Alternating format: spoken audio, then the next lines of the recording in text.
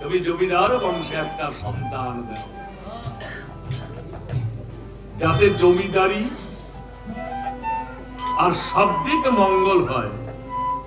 আচ্ছা বলুন, ভগবানের কাছে সন্তান যে নিয়ে পড়ে, সেই সন্তান দিয়ে কি জমিদারি রক্ষা হয়? ওখান থেকে যখন চলে এলেন, আসবার পরে 10 মাস 10 দিন পর ওই ঘর আলোকিত করে এক পুত্র সন্তান জন্মগ্রহণ করলেন। এই যে সন্তান পেলেন, এই সন্তানের নাম রাখলেন বাবা নরোত্তম। কেন?